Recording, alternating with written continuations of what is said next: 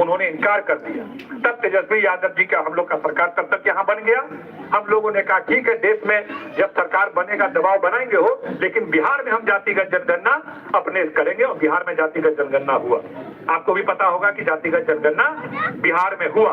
पूरा जाति सामने आ गया कि पासवान का कितने संख्या है, शिक्षा उसके पास कितने, मैट्रिक पास कितना है, इंटर पास कितना है, चमार का कितना मैट्रिक पास है, इंटर पास है, नौकरी में कितना है, संपत्ति कितना है, गरीबी कितना है, बेरोजगारी कितना है, सारा चीज आ गया आपका सामने कि आप किस हालत में है। उसी को आधार बना करके बिहार में आरक्षण को बढ़ाया गया।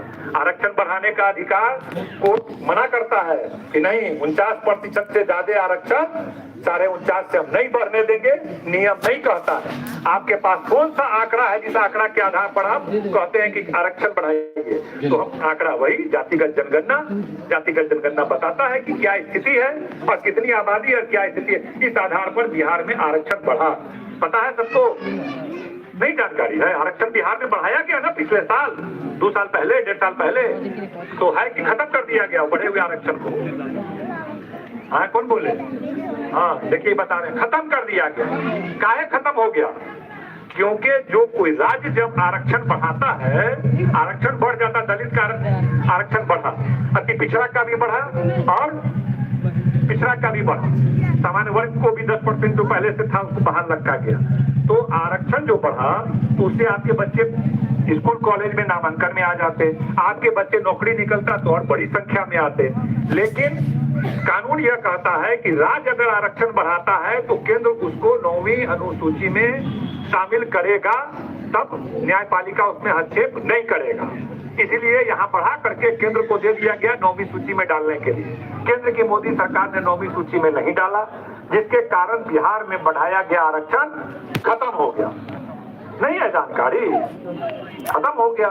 बिहार में आरक्षण बढ़ा क्या हुआ, खाली डालिए, पूरा रिपोर्ट सब आ जाएगा यूट्यूब पर, टेन पर, सब पर आ जाएगा। ठीक है, ये सब बातें हुई।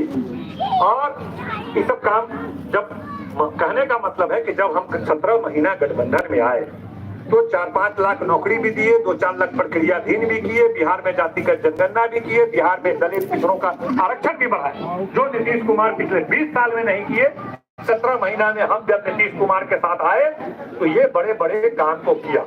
अब क्या है, देश तरक्की कर रहा है, देश के पास बहुत संपत्ति है, लेकिन वह संपत्ति जा कहाँ रहा है? आपको पता होगा, एक अडानी है, उसका भी नाम सुने होइएगा, आपको खूब मोबाइल पर आता है। कौन है ये अडानी? 10 साल पहले उसको कोई नहीं जानता था, प्रदेश में भी जहाँ का है वहां भी लोग नहीं जानता था। पूरा देश का संपत्ति अडानी को, अंबानी को, किसको जो उनके 10-20 बड़े बड़े उद्योगपति हैं, पूरा देश का खजाना 10 लाख करोड़ से ज्यादा, 10 लाख करोड़, समझिए साधारण पैसा नहीं होता, 10 लाख करोड़ से ज्यादा पैसा उद्योगपति को दे दिया। और सब उद्योगपति सब का क्या किया कि हमारा बिजनेस डूब गया, हमको कर्जा माफ कर दे। पता है ना, छोटा मोटा जो हम लोग लेते हैं 25 हजार, भैया हमारा से डूब गया माफ कीजिए, तो 50,000 वाले को नहीं माफ करेगा, पकड़ में जेल में बंद कर देगा। और 10 लाख करोड़ रुपया, कई लोग भाग गया। बाहर भागने वाले में किसी का नाम बताइए, एक आदमी का नाम जानते हैं जो देश का पैसा कर्जा लेके भाग गया? विजय माल्या। हाँ, विजय माल्या एक भागा, नीरव मोदी भागा, कौन मेहुल चौकसी भागा, बहुत 10-10 हजार करोड़ रुपया, 10,000 करोड़ समझते हैं, बहुत ज्यादा मोटा पैसा लेके भाग गया। तो देश का संपत्ति उद्योगपति पर लुटाया जा रहा है और देश के गरीब का हाल वही बदतर है। तो हाल क्या दे दिया? तो कहता है अनाज दे देते हैं। अनाज से क्या होगा?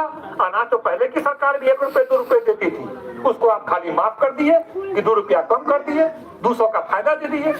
मतलब देश का संपत्ति आप 10 लाख करोड़ उद्योगपति को बांटे। इसीलिए लालू यादव और तेजस्वी यादव और राष्ट्रीय जनता दल इस चुनाव में संकल्प लेकर के आया है कि ये चुनाव इस बार होगा, यह चुनाव आर्थिक न्याय का चुनाव होगा।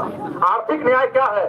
आर्थिक न्याय यह है कि देश का संपत्ति, देश के खजाना पर पहला हक गरीब गुरबा का होगा, उस उद्योगपति 50 उद्योगपति का नहीं होगा। देश के खजाना पर हक गरीब गुरबा का होगा। इसलिए इस बार घोषणा है, आपके सामने है, यह देखो पोस्टर जो है, खोलिए उसको, आपके सामने हम लाए हैं कैलेंडर, लेकिन उसमें हम घोषणा किए हैं, वो आप पास